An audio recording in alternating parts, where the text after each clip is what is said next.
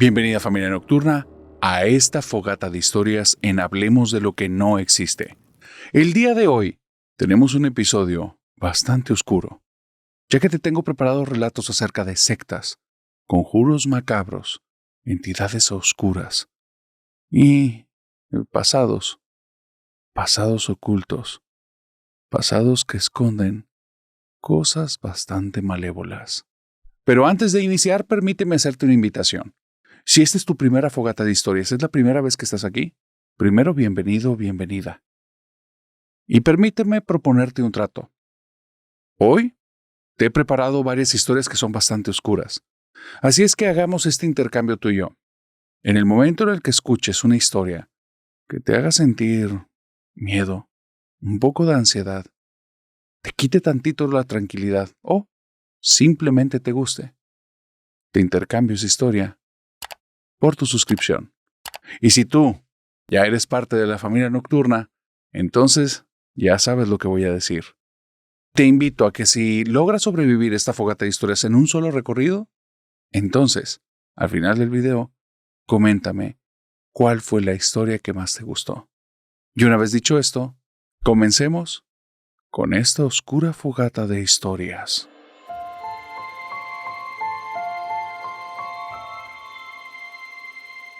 Si me permites, voy a contarte la historia de los adoradores de la muerte.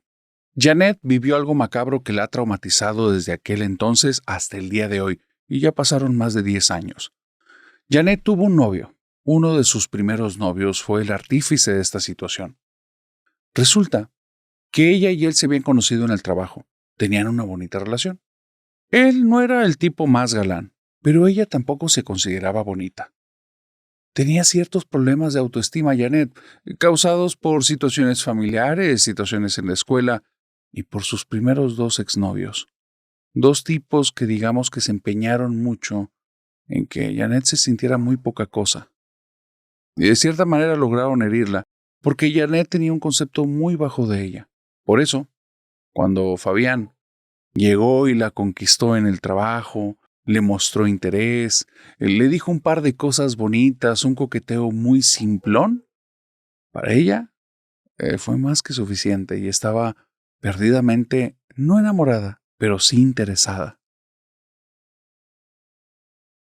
Fabián, como te digo, no era el tipo más guapo, un sujeto alto, de piel morena, cabello chino, y su forma de ser era un poco extraña. Salvo por Janet, el resto de personas de trabajo mantenían su distancia con Fabián. Había algo ahí, una energía, una forma de ser que a los demás no les terminaba de convencer. Pero Janet, a partir de que Fabián mostró interés en ella, parecía que no lograba ver nada de esto. Era como si algo le impidiera ver cosas que eran muy obvias. Que las palabras que él utilizaba a veces eran palabras un poco agresivas. Que las maneras en las que se comportaba eran cosas habituales. No eran los estilos propios de cualquier persona con habilidad social media. Él era torpe, era raro. Pero bueno, al final hay una frase que dice, siempre hay un roto para un descosido, y de alguna manera ellos dos estaban encontrando y Janet estaba feliz, y parece que Fabián también. Rápidamente el tiempo avanzó. Y cuando cumplieron 2 meses en esta relación a la cual no le habían puesto a un nombre, Fabián le dijo, te tengo algo muy especial.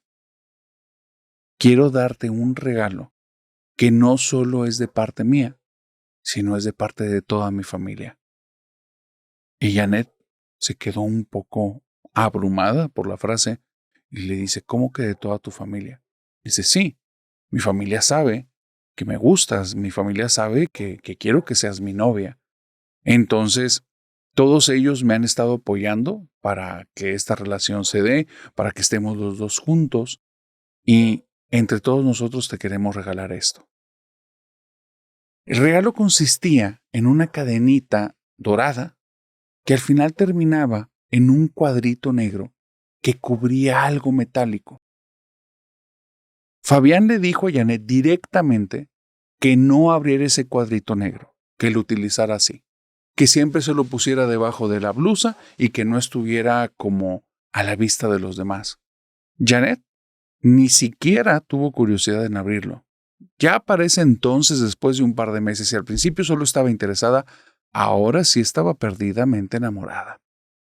Lo que le decía a Fabián, ella lo hacía, y si Fabián no quería que abriera ese cuadrito negro, no lo iba a hacer. O eso era lo que ella creía, porque en esa noche ocurrieron cosas muy raras. En esa noche, cuando llegó a casa, sintió algo raro en su casa. Aun cuando en la casa de Janet no se vivía un ambiente de paz y armonía y todo de tranquilidad, en ese momento la casa se sentía espeluznante. Se sentía como si alguien hubiera muerto y simplemente todos quisieran no hablar al respecto de ese tema. Era muy raro, nadie se dirigía las miradas, todos estaban en un silencio sepulcral. Era como si no se percibieran, muy raro, y el ambiente adentro de la casa desagradable. Janet está segura que en algún momento de la madrugada, cuando se fue a dormir, abrió los ojos y vio una sombra al lado de su cama. Está segura, pero al mismo tiempo estaba tan cansada, emociones de ese día, por la cadena, porque cumplían unos meses en esta relación, por lo que fuese, pero estaba tan cansada que abrió los ojos y no tuvo ni tiempo de asustarse cuando los volvió a cerrar y se quedó dormida. No quería contarle nada de esto a Fabián. No quería que él se hiciera ideas. Ya de por sí ella no se consideraba bonita, entonces aparte de bonita, que estuviera loca no sería un gran atractivo. Pero era muy raro, porque en ese segundo día Fabián le preguntó de manera directa: «Oye, Janet, ¿cómo pasaste la noche? ¿Estuvo todo bien? ¿Todo normal? ¿O hay algo que me quieras contar?» Janet me dice: era como si él supiera. ¿Y sabes algo, narrador? Después supe que él sí sabía. Porque toda esa semana pasaron cosas raras en casa. El ambiente extraño, mis papás y mi hermano mayor comportándose de una manera extraña también conmigo, como si no existiera. No me prestaban atención. Lo que más me llamaba la atención es que siempre había algún regaño en el momento en el que yo llegaba, por cualquier tontería, por la ropa que no está tan bien planchada, porque dejé algo fuera de su lugar en casa, porque no estoy ganando lo suficiente, no estoy dando para la familia, o cualquier tontería que se te ocurra, que si llegué temprano, que si llegué tarde, lo que sea. Toda esa semana, ni una vez me habían atacado, y yo estaba impactada, pero no se sentía cómodo. Debí haberme sentido a gusto, pero no era así, porque sabía que había algo más. No sabía qué, pero sabía que había algo más ahí. Y esa sombra siguió apareciendo, en lo que en ese momento yo estaba segura que la vi, pero al mismo tiempo estaba segura que tal vez estaba soñando. Y eso hacía que no tuviera una certeza real y que no me asustara, porque por alguna razón no me asustaba. Todos los días Fabián se comportó igual, preguntándome si había alguna novedad, cómo había pasado mi noche, si había algo que le quisiera decir, y empecé a sospechar que ahí había gato encerrado. Él había hecho algo. Así es que, esa noche, por primera vez, lo que hice fue quitarme la cadena de él. La guardé en un closet. Me fui a dormir y me fui pensando en que, ¿por qué estaban pasando estas cosas en casa? Narrador, no puedo decir que eso que haya hecho fue un error, pero esa fue la noche más aterradora de mi vida. En medio de la madrugada, me despertaron unas manos frías.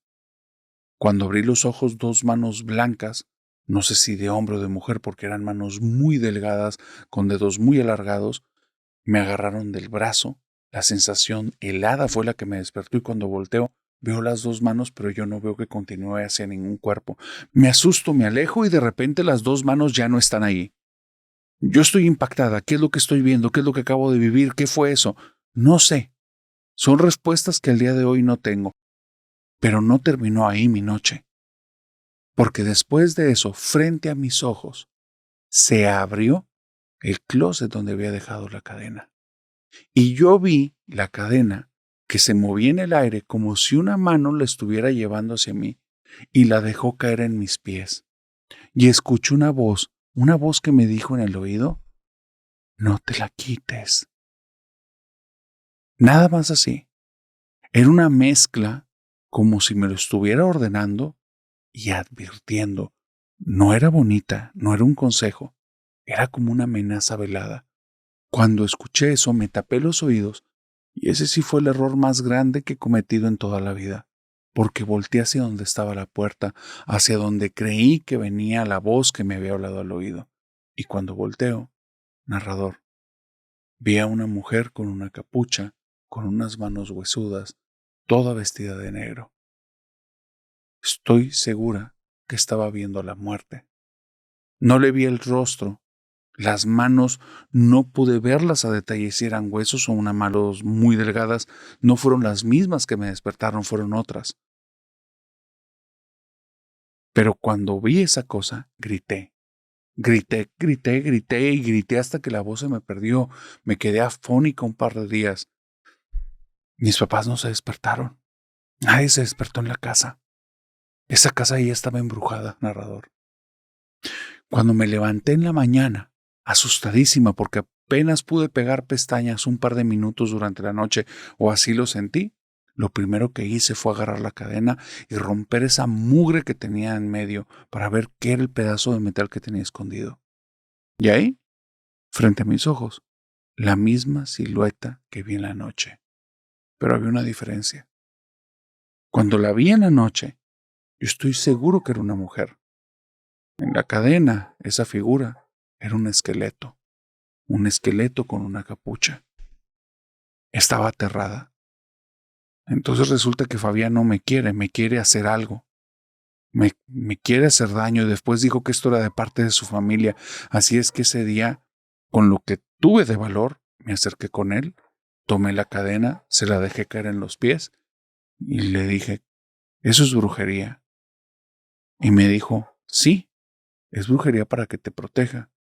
Yo y mi familia adoramos a la muerte y le estamos pidiendo que te acompañe en tu lecho. ¿Ya pudiste verla? Y ahora te pregunto, ¿conoces a alguien que haya hablado con la muerte?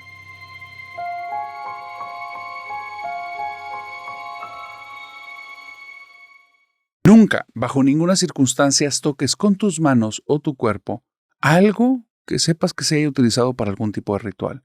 ¿Quieres saber por qué? Escucha esta historia. Esta historia que estoy a punto de contarte es una de las historias más extrañas que me han llegado aquí al canal. Y quiero contarla porque aun cuando no es un relato largo, es un relato que me gustaría saber si alguien más ha visto lo que vio Saúl en esta ocasión. Saúl tiene dos amigos desde la infancia. Dos amigos que son los amigos de todas las fiestas, los amigos de todas las salidas. Son aquellos amigos que lo acompañan prácticamente para todas sus loqueras. Y últimamente Saúl ha traído una idea. Quiere conocer lugares embrujados y en la ciudad en la que vive hay un lugar en especial en el que nadie se atreve a entrar, porque hay muchas historias al respecto. Y es una antigua iglesia. No sé qué se adoraba ahí, no sé qué religión era la que se llevaba. Lo que te puedo decir es que ese lugar tenía una puerta de madera sumamente alta y la parte de arriba, en lugar de ser recta, lo tenía como en forma de arco. Ese lugar, había muchas historias desde que habían encontrado cadáveres, no uno, varios, que muchas personas que entraban no lograban salir. Historias acerca de lamentos, de fantasmas, de sombras que se mueven, 1001 cosas que Saúl a lo largo de su vida había escuchado.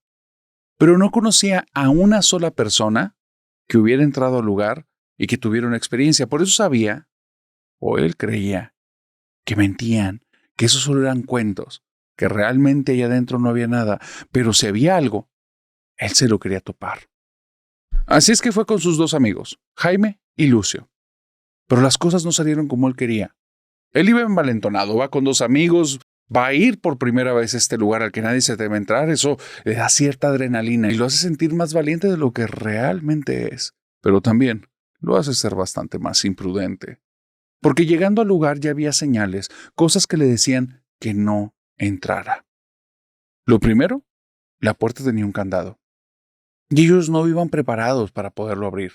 Iban a tener que encontrar la manera para escabullirse adentro. Y eso podía ser considerado como un delito. Si no, mínimo iba a ser causa de un escándalo. Lo segundo es que desde que empezaron a buscar, algún lugar, alguna pared tumbada, algún cristal roto, alguna ventana dañada para poder entrar a ese lugar. Lucio, uno de los amigos de Saúl, le dijo que él estaba sintiendo muy mal la espina y que no le importaba, que si ellos creían que él era un cobarde, que no le importaba, que él no iba a entrar. Intentaron convencerlo, los dos que quedaban. Pero no, Lucio dice, en serio, si yo fuera ustedes no entro ahí. Y empezaron los dos a decirle, especialmente Saúl, son mentiras, todas las cosas que se dicen de ahí son mentiras. Y él dijo, no, no son las historias, no sienten el lugar, se siente oscuro, se siente que hay algo y se siente que no es bueno. Lucio no tenía ningún don, ningún poder, o no que él supiera, pero no estaba fallando. Los otros dos comenzaron a andar por toda una parte lateral.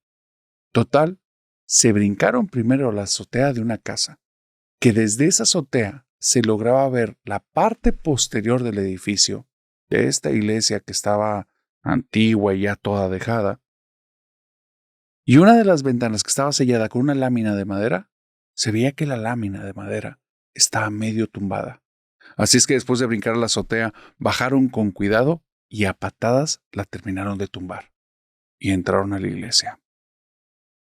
La iglesia tenía bancas y tenía una especie de altar. Pero vuelvo a decirte, no sé qué tipo de cosas hacían ahí, porque tanto las bancas como el altar eran negros. ¿Qué rituales hacían? ¿Qué religión estaba? No me queda claro. Ellos entraron por la parte posterior. Entraron desde una serie de pasillos que para ellos se veían muy enredados. Estaban con la adrenalina a tope y solo veían que un pasillo conectaba con otro y había varias puertas. No querían entrar en las puertas, no vaya a ser que hubiera personas, así es que intentaban ir de forma sigilosa avanzando. Cuando llegaron a la parte del recinto donde estaba el altar y las bancas, se quedaron boquiabiertos. Totalmente negras. Tanto bancas como ese altar. Y aparte ahí, sí se sentía algo. Había un aroma. Algo que hacía que tuvieran mucho miedo.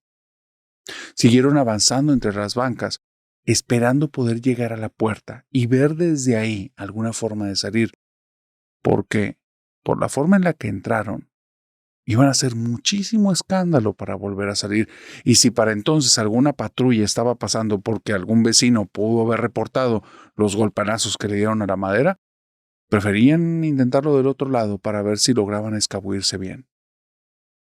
Y creo que ese fue el peor de los errores que pudieron haber hecho.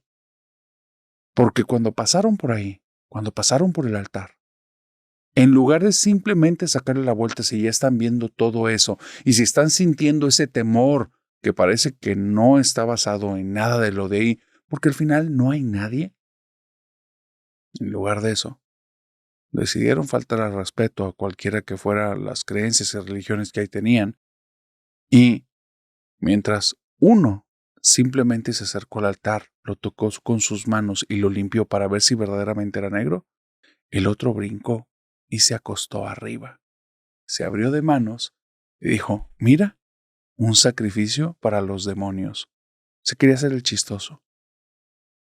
Pero parece que existen entidades invisibles que no entienden los chistes, no entienden el sarcasmo. Porque después de que pasaron del altar, y Saúl tomó al amigo de su mano y lo estiró, porque aunque no lo quiso aceptar, ya sentía miedo, y lo que dijo su amigo se quedó retumbando en su cabeza, entonces lo puso sumamente nervioso. Lo estiró, el amigo entendió que el otro ya estaba muy nervioso y dijo, ya estoy jugando. Y Saúl le dijo, vámonos. Se van caminando por el pasillo central entre las bancas, justo hacia la salida, cuando comienzan a escuchar algo. Unos tipos de pasos muy rítmicos. Pa, pa, pa, pa, pa, pa. Igual.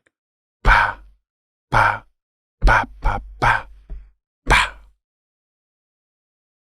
Ese ritmo que se te quede grabado para siempre, porque si lo escuchas, te recomiendo que huyas. Cuando iban por ese pasillo y estaban cerca de la puerta y escucharon ese ritmo, una gota fría les recorrió toda la espina y era como si les hubieran descargado miles de voltios. Ellos sentían el cuerpo casi que se les quedaba entumido del miedo, pero decidieron dar la vuelta y ver. Había algo muy extraño ahí, justo detrás del altar, algo que no estaba segundos atrás.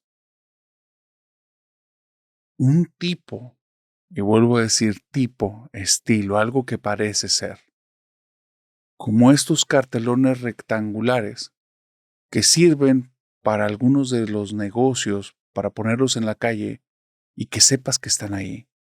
El problema es que esta cosa era inmensa, no era fácil de ocultarse. Era algo más o menos de unos 60 o 70 centímetros de ancho por casi 3 metros de alto.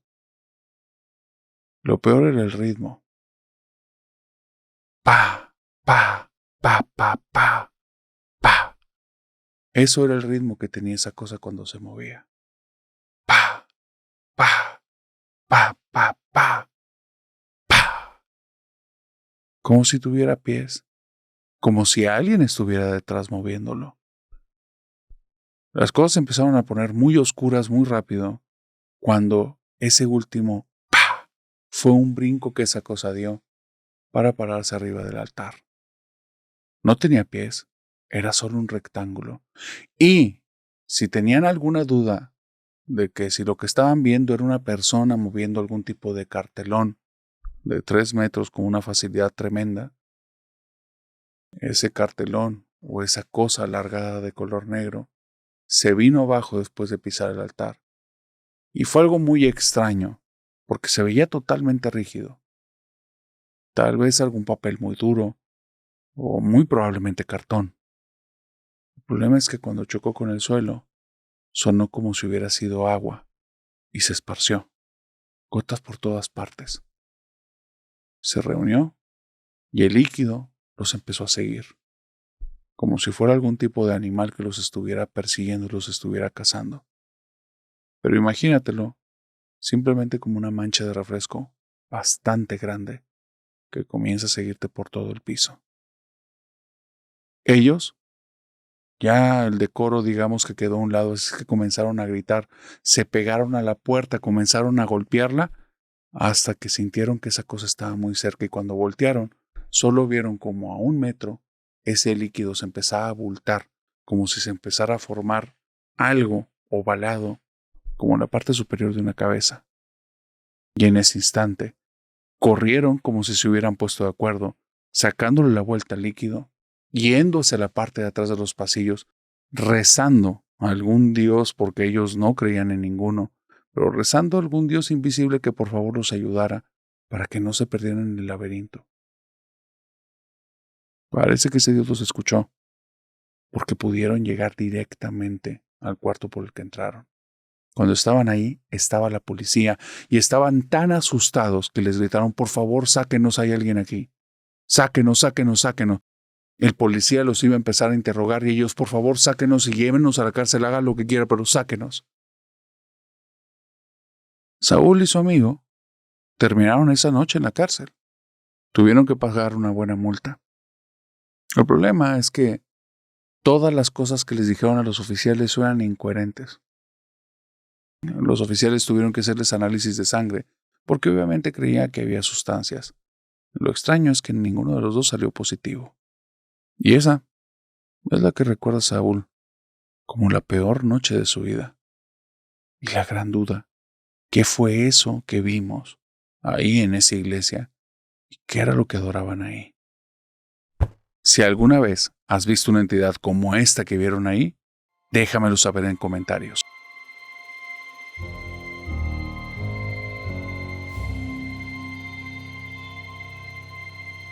Antonio tiene miedo y evita los panteones.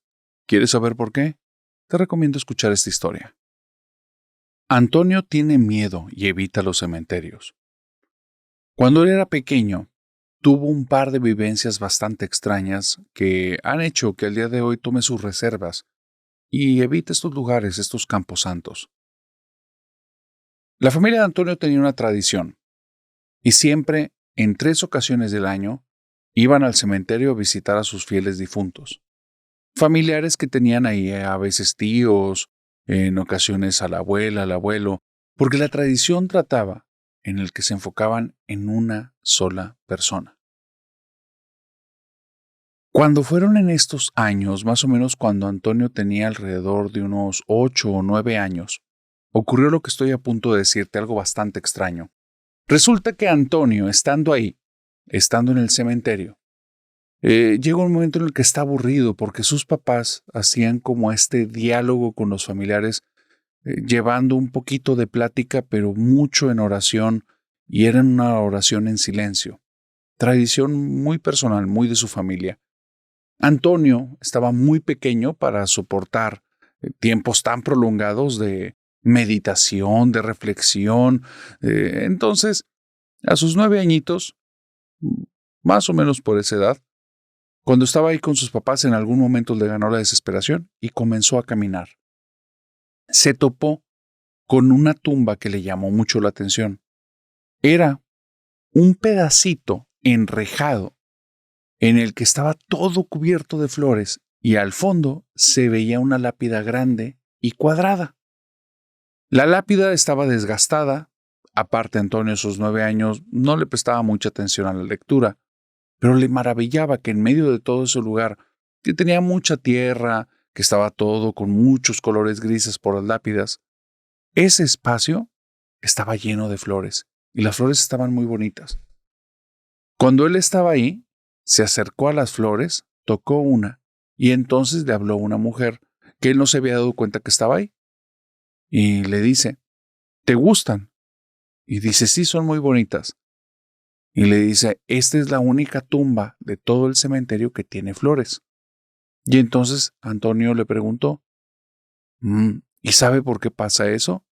Y dice, no sé por qué pasa eso, pero yo creo que son personas que dejaron mucho amor para sus familiares.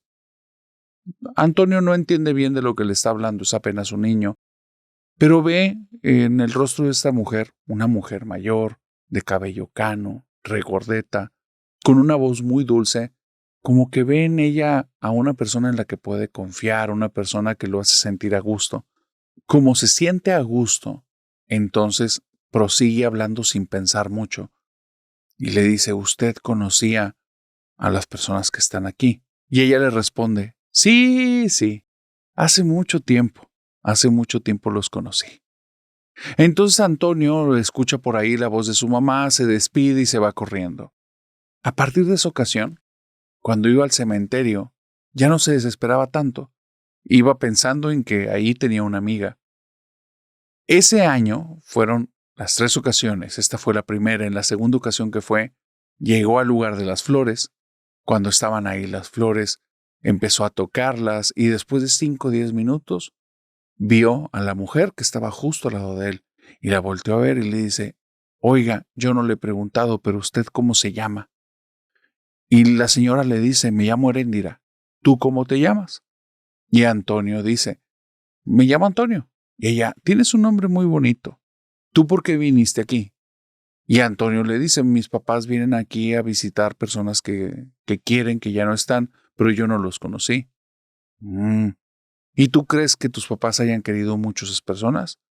Y Antonio le responde como con esta forma que tienen los niños en los que amarran las cosas muy rápido y le hace en un segundo la respuesta más bonita que le pudo haber dicho y le dice, sí, pero no creo que hayan querido tanto como usted quiere estas personas. Y la señora Heréndira le dice, ¿por qué dices eso, Antonio? Dice, por las flores. Este es el único lugar que tiene flores. Y usted me dijo que ha de ser porque las personas que quisieron a ellos los han de querer mucho. La señora se puso muy contenta, muy feliz. Los ojos se le pusieron un poquito vidriosos. Antonio se volvió a concentrar en las flores porque él no conocía de flores. No sé qué flores había ahí, pero dice que eran de muchos colores. Vio flores como en color azul, casi morado, unas flores violeta, unas amarillas, y él estaba fascinado, nunca había visto tantos colores. Cuando le habló su mamá, se olvidó de despedirse de doña Heréndira. Entonces se fue con su mamá y su mamá le dijo, oye, ¿dónde andabas? Van 3 veces que te hablo y no respondes, perdón, mamá, es que estaba en la tumba con las flores. Cuando la mamá escuchó eso, lo abrazó y se lo llevó y le dijo, no vayas para allá, no vayas para allá. Y Antonio, ¿pero por qué? Y le dice Antonio, nada más no vayas. Cuando volvamos a venir, si quieres venir con nosotros, prométeme que no vas a ir a la tumba con flores. Y le dice, mamá, pero pues yo ya tengo una amiga ahí. Y me dice, ni me digas nada. Si quieres volver a venir, prométeme de una vez, no vas a volver a ir a la tumba con flores. Miren, y Antonio, lo que sea de cada quien, era muy inteligente, pero también era canijo. Así es que el pequeño Antonio le dijo, sí, mamá, está bien, pero no pensaba cumplir su promesa. En ningún momento. Solo era para que su mamá estuviera tranquila, pero la próxima vez que viniera, claro que iba a visitar a su amiga y claro que iba a estar ahí en la tumba con las flores. La tercera vez ese año es cuando pasó lo que Antonio hizo que se diera cuenta que él tiene algo extraño. Porque llegaron al cementerio, notó que su mamá estaba muy al pendiente de él. Y entonces, en la primera distracción, después de casi media hora de estar en el cementerio, cuando su mamá cerró los ojos para empezar a hacer algún tipo de oración, él no lo dudó un segundo, agarró vuelo y salió corriendo, y a mitad del camino gritó, mamá, ya sabes dónde encontrarme. Y su mamá comenzó a corretearlo y empezó a gritar de él, Antonio, te dije que no, me lo prometiste, me lo prometiste. Y dice, sí, pero ¿cómo me voy a ir sin despedirme de doña Heréndira? Y sigue corriendo el niño rumbo a la tumba de flores, pero se perdió, no la encontró. Y le empezó a preguntar a su mamá, oye mamá, ¿dónde está la tumba? ¿Dónde está doña Heréndira? ¿Dónde están las flores? Y dice, ¿quién es doña Heréndira? Mi amiga, cada vez que he venido a la tumba de las flores, ella está ahí. Y entonces su mamá le dice, a ver, ¿por dónde era? Y empiezan a ubicar el terreno, están buscando lugar, y no está la tumba de las flores, no está por ninguna parte. De repente, llevan más de 20 minutos ahí. El papá ya está impaciente, les está diciendo que ya es hora de irse. Y viene un trabajador del cementerio. Y la señora se acerca ya para preguntarle, aun cuando tenía miedo de ese lugar de las flores, pero como ya no vio ninguna, se tranquilizó y le preguntó al trabajador, oiga, mi hijo está buscando la tumba de las flores. Dice, no sabe dónde está. Y le guiñó un ojo como para que le siga el juego. Y el del cementerio le dice, pues está enfrente de usted, señora. Y donde voltean, hay una reja, está un montón de tierra y está una lápida viejita. Y Antonio dice, no era así, es una con flores. Dice, no, es que vinieron unos tipos y estuvieron aquí abriendo tumbas y abrieron esta. Y después de que la abrieron, se marchitaron las flores. A eso hace como un mes y ya no se han vuelto a levantar. Cuando escuchó esto, Antonio se quedó impactado. Volteó hacia la tumba, vio que en efecto sí era la tumba que había estado antes, pero como ahora no tenía flores y era lo único que le prestaba atención, pues simple y sencillamente no la había reconocido. Se acerca a la reja, intenta recordar el lugar, lo está viendo ahí enfrente, y entonces escucha algo detrás de él que le pone la piel chinita para siempre. Dos cositas. La primera, el trabajador diciendo, todos creemos que doña Heréndira ya está descansando en paz. Eso le puso la piel chinita a Antonio. Y está a punto de decir, ¿cómo que doña Heréndira está descansando en paz? Está a punto de recalcar esas palabras y como voltear con la persona para decirle ¿de qué me estás hablando? Cuando escuchó la voz de doña Heréndira en su oído, que le dijo, adiós Antonio y gracias. Desde ahí Antonio se quedó callado, porque se dio cuenta que hay algo en él, algo extraño, porque él puede percibir fantasmas. Desde ahí comenzó a tomar cierta distancia en los cementerios, porque para él los fantasmas que ve no son diferentes a una persona común y corriente. Los que se dan cuenta son los de alrededor, los que ven o los que vieron cuando era niño que estaba hablando solo ahí en la tumba, y los que vieron en los siguientes panteones que era un chico que parecía que estaba loco porque platicaba con el aire. Por eso el día de hoy, toma sus reservas. No vaya a ser que esté hablando con un muerto. ¿Y tú, has hablado con un espíritu?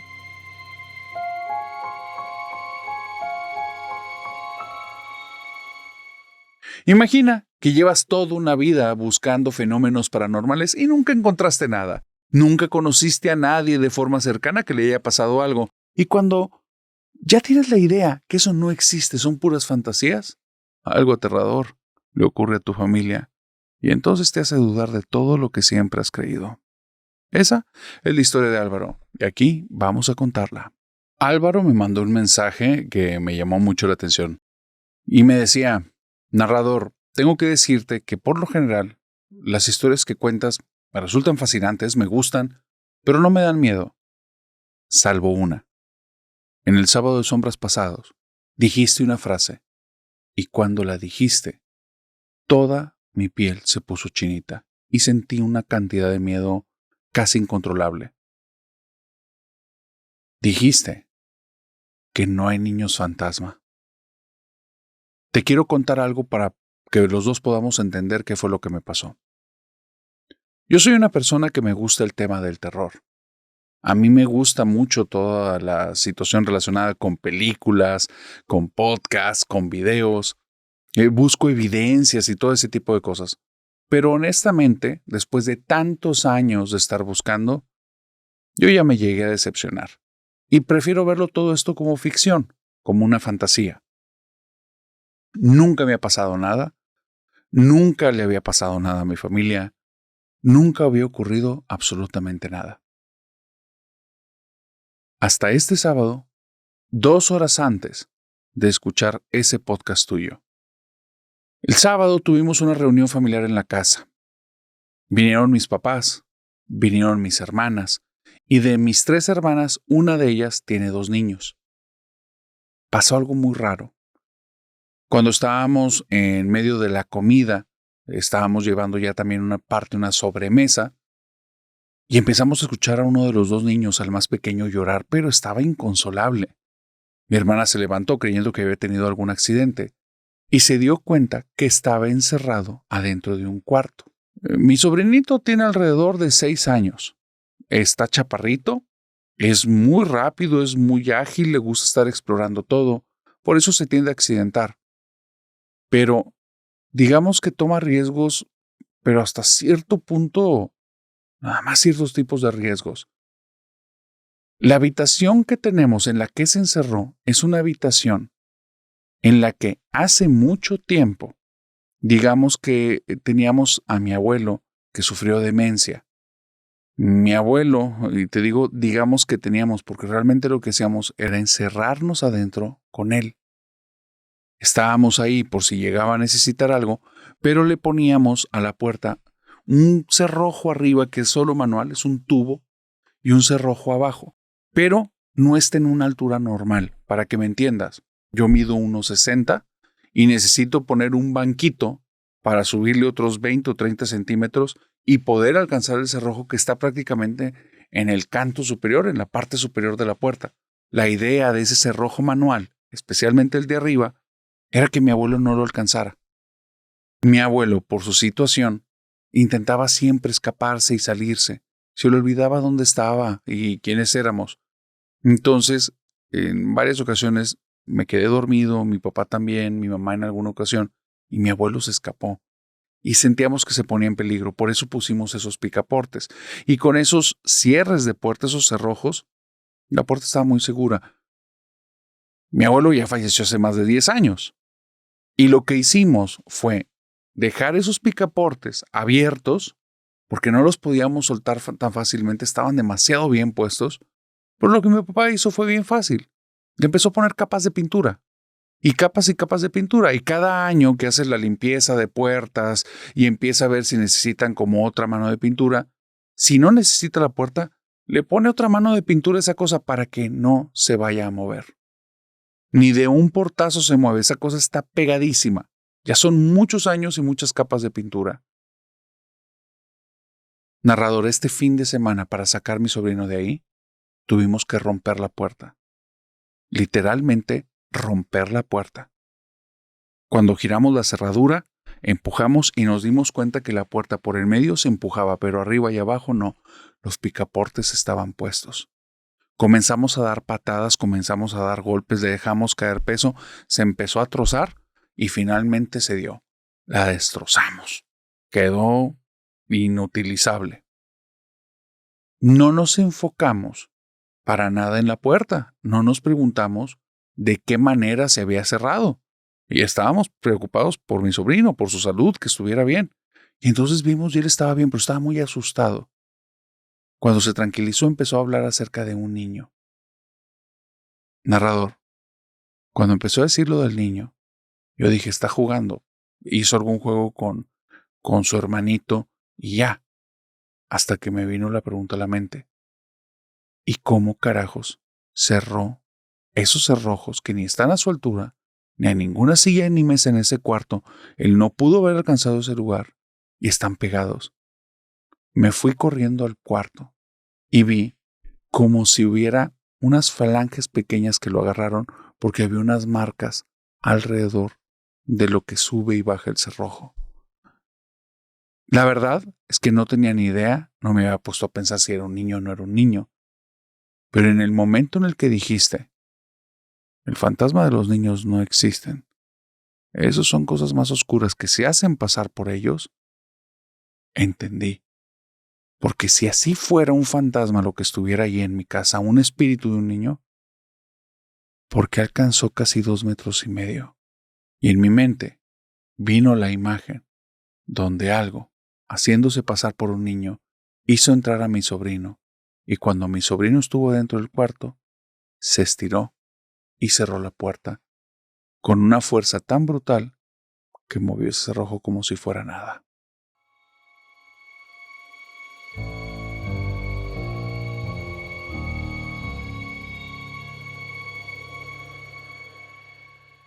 Si me permites, voy a contarte la historia de la casa de la secta roja. Axel al día de hoy tiene 27 años y no es una santa palomilla y él lo sabe. Cometió muchos errores a lo largo de su vida y terminó en la cárcel durante un par de años. Y es ahí, dentro de la cárcel, que conoció a Álvaro. Un sujeto chaparrito, moreno, con una nariz así grande como de bolita y el cabello chino, muy cortito. Álvaro era un tipo que si lo veías, no le prestabas mucha atención, inclusive su físico te daba un poco de risa. Pero si lo escuchabas, te quedabas ahí, atento. Tenía una forma de ser en la cual cautivaba. Rápidamente ganaba la confianza de todos. Pero tenía un detalle. Él sabía hacer todo eso porque era un experto manipulador. Un tipo que estaba en la cárcel por haber hecho muchos tipos de fraude y haber abusado de la confianza y de la inocencia de mucha gente. Axel lo conoció. Y a veces el destino juega ciertas pasadas porque me cuenta narrador. De todas las personas que estaban ahí, el que menos hubiera querido tener cerca era ese tipo Álvaro porque no se callaba nunca. Y yo la verdad soy alguien más de escuchar, pero con él era un abuso. Y me lo pusieron como compañero de celda. Álvaro narrador se iba a quedar más tiempo que yo en la cárcel. Y yo lo descubrí con el tiempo a ubicar cuando me estaba mintiendo, cuando estaba inventando historias, porque tenía muchísimas anécdotas. Él era alguien que se jactaba de las cosas que había hecho y me contó muchas cosas.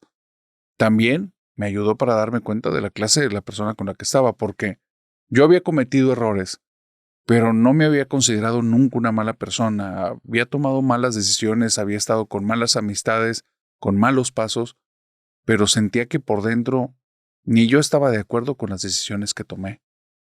Él, Álvaro, se sintió orgulloso. Él me ayudó sin que se diera cuenta, en darme cuenta que yo tenía una oportunidad de no llegar ahí. Él me contó que los primeros atracos que hizo fue robando bicicletas. Y ve la clase de persona que era. Se ponía a vigilar a las personas en un parque y estando ahí en el parque haciendo ejercicio, haciéndose pasar como uno de los deportistas que estaban ahí, le estaba echando el ojo a las bicicletas. Y cuando veía que una persona, especialmente joven, iba a baja velocidad saliendo del parque, lo seguía trotando. ¿Por qué hacía eso? Porque muchos de los de ahí que iban en bicicleta vivían cerca.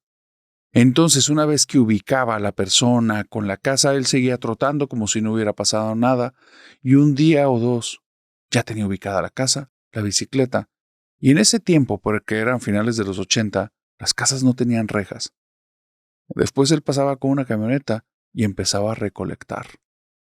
¿Qué hacía con tantas bicicletas, Álvaro? Se quedó con la mejor. El resto las vendió de segunda mano. Y de hecho, el muy desgraciado dijo que puso un taller de bicicletas y entonces hacía el cambio de los rayos y las llantas y eso por todas las que se había robado.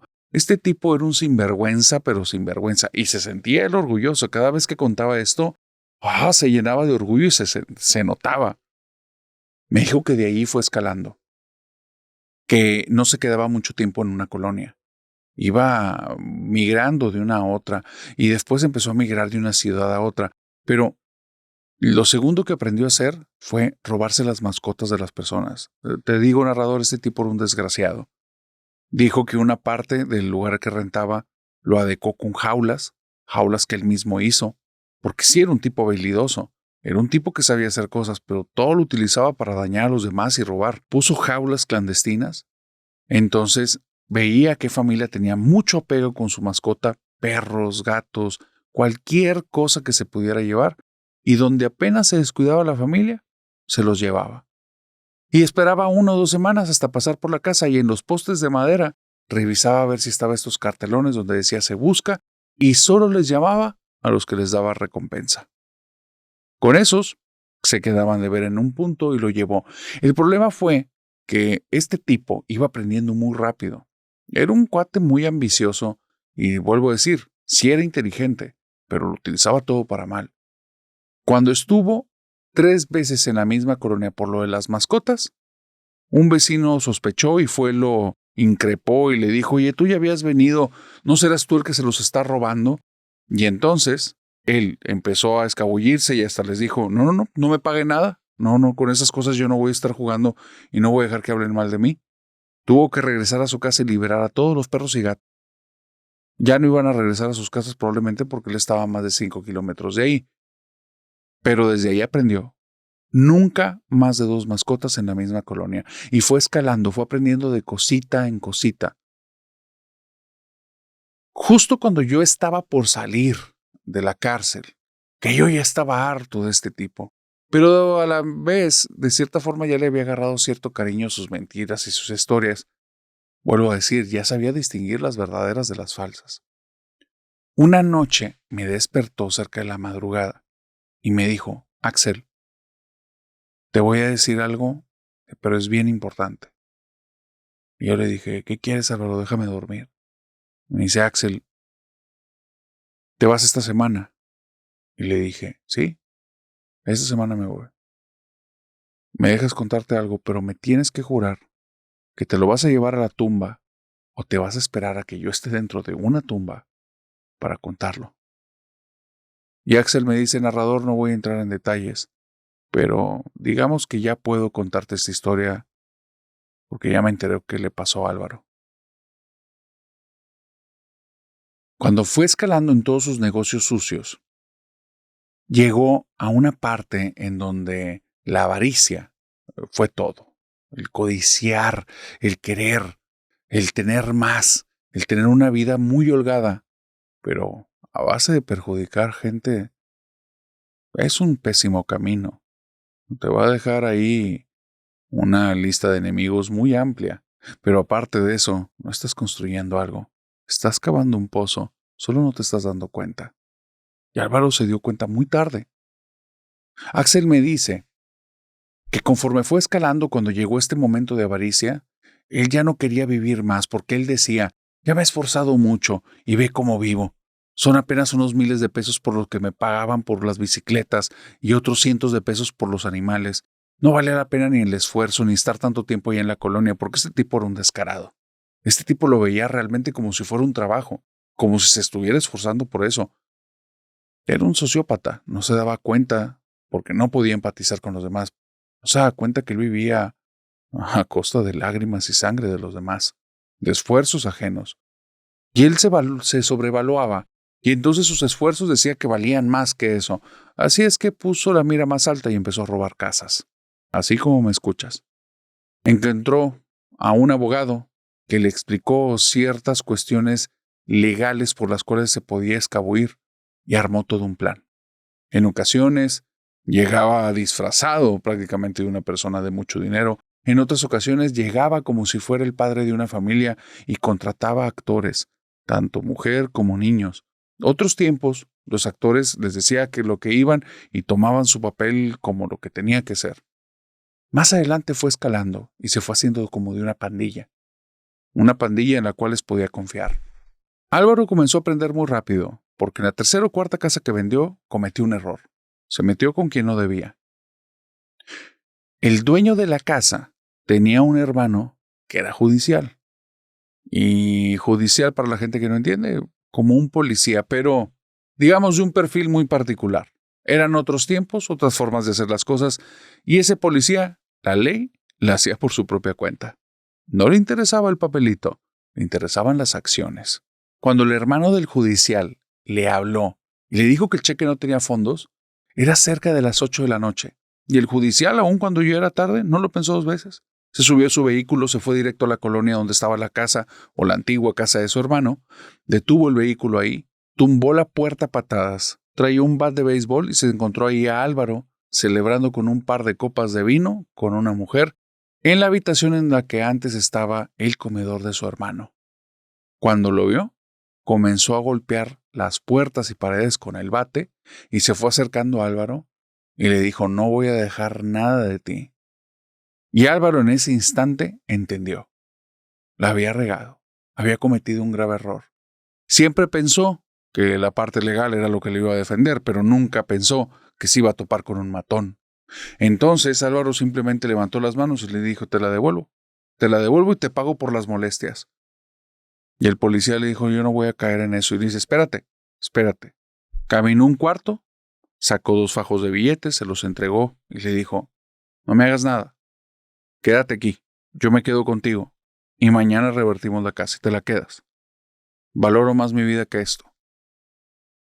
El policía, que digamos que tenía sus métodos, pero tampoco estaba como Álvaro, no se metió al cuarto por el resto del dinero, se quedó ahí como un perro vigilante y apenas amaneció, cerca de las 6, 7 de la mañana, Álvaro le dijo: déjame ir a bañarme. Ninguno de los dos había pegado pestaña. A las 8 salieron de ahí, fueron directo a la notaría, hicieron el cambio al instante, como si se hubiera sido un tipo de donación. Y ya. Desde ahí Álvaro aprendió que no podía hacer este tipo de cosas. No sabía con quién se estaba metiendo.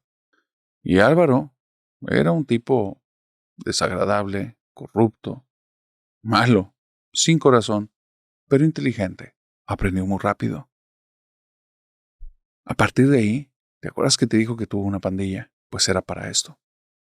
3 sujetos a los cuales, después de que compraba la casa, él jamás volvía a aparecer en la casa. Se las dejaba a ellos. Ahora ellos aparecían como renteros y aparecían con un contrato de arrendamiento.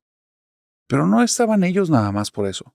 Los tipos eran 3 tipos bastante grandotes, fornidos, pensando en que si hubiera llegado este sujeto, el matón con el bat de béisbol, tendría que ponerse un poquito más tranquilo si viera 3 personas de este volumen, de este tamaño. Álvaro les pagaba muy bien. Los dejaba ahí cerca de 3 a 6 meses, dependiendo los antiguos dueños hasta cuándo cedieran el terreno para el nuevo dueño que pudiera hacer lo que quisiera. Y estos 3 tipos también se encargaban de sistemas de seguridad. Álvaro les encargaba la casa, los hacía instalar cámaras y él, desde su domicilio, comenzaba a monitorear todo. Para esto te estoy hablando aquí ya más o menos de finales de los 90, inicios de los 2000. Para este momento, Álvaro tiene su pandilla. Ha robado ya más de 7 casas. Después de las primeras 3 o 4 cuando le pasó eso. 7 con este nuevo método. Y le va increíblemente bien. Nunca ha habido un problema. Él es un tipo de cazador de lugares, porque va buscando de colonia en colonia y va en un carro que no llama mucho la atención porque no es el modelo más nuevo, pero no se ve un carro destartalado. pasa desapercibido, sabe manejar la situación.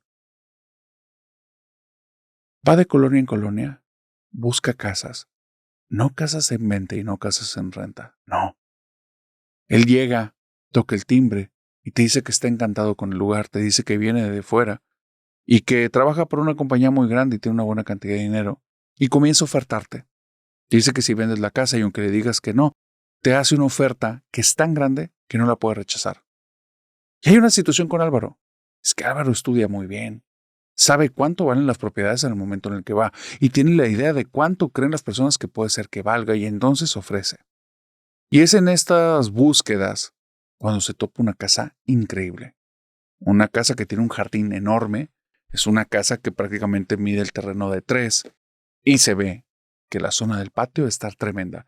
La arquitectura es rara, parece más bien europea.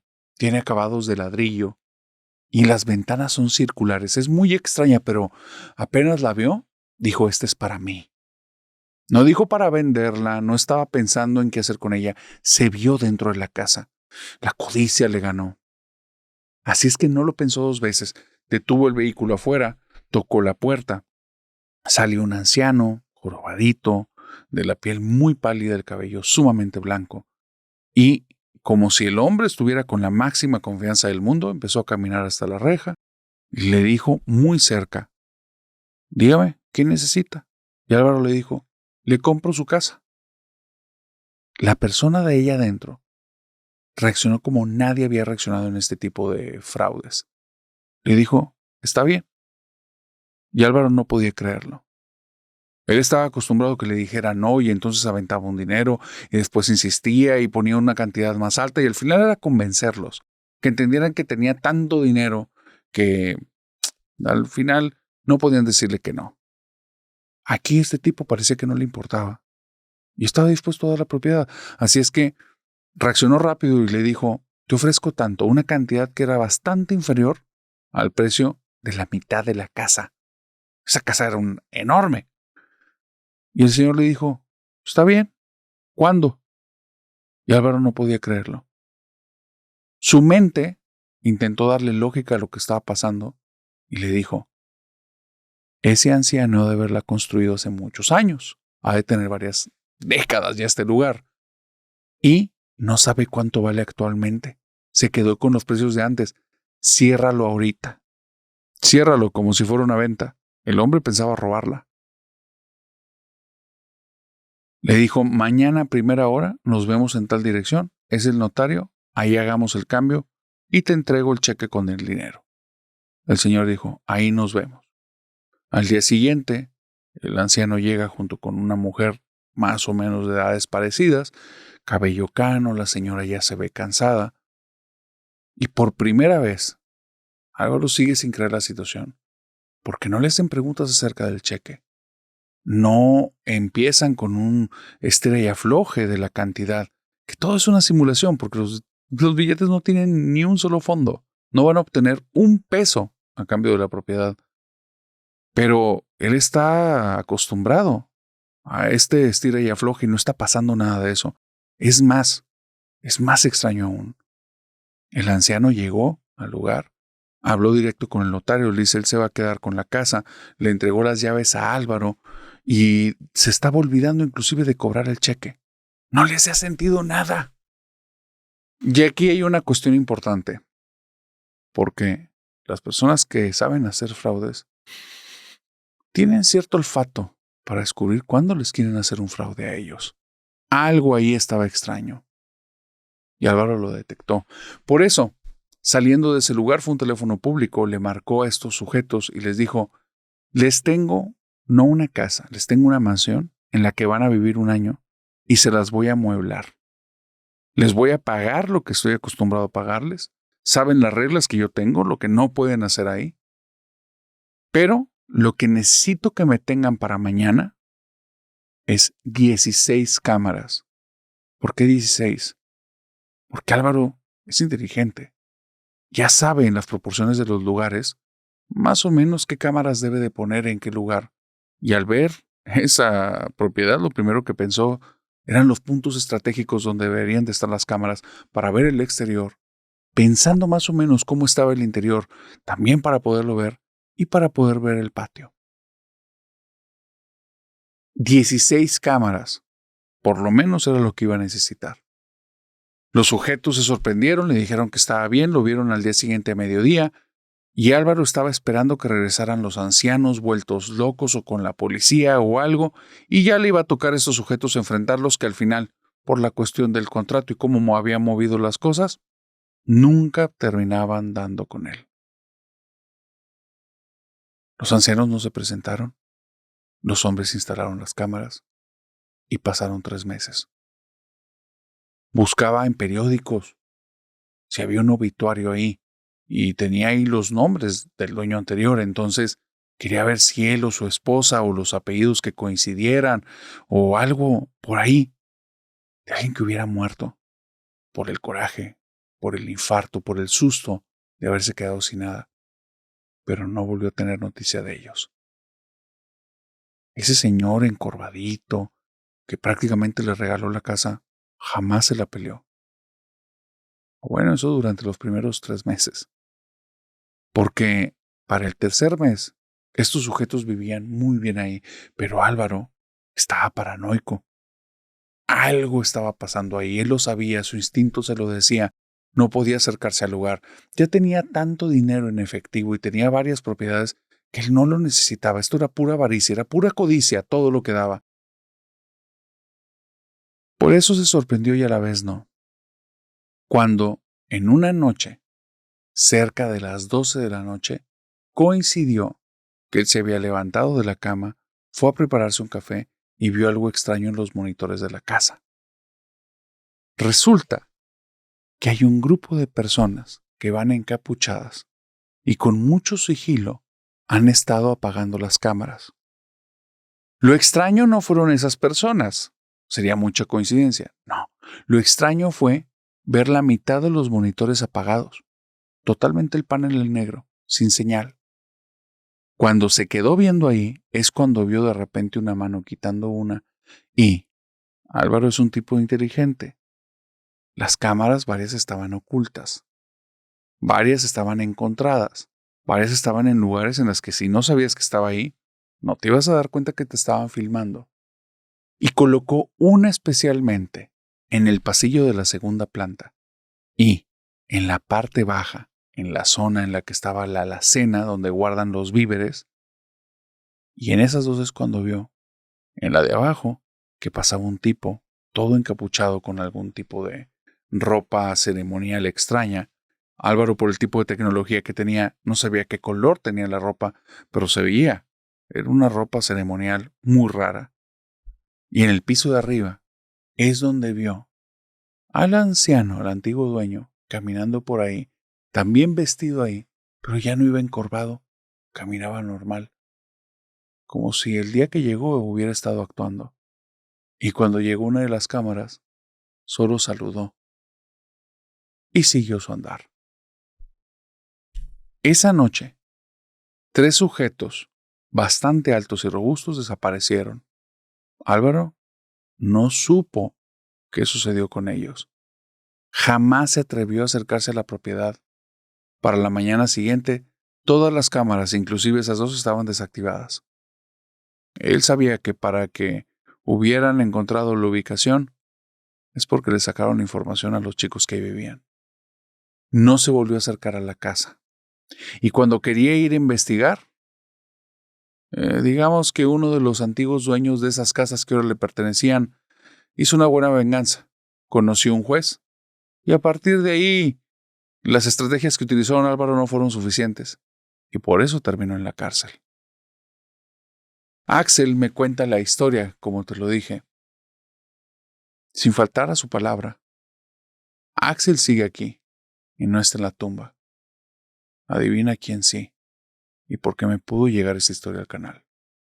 Y ahora te pregunto, ¿tú crees que esos ancianos eran parte de algún tipo de secta?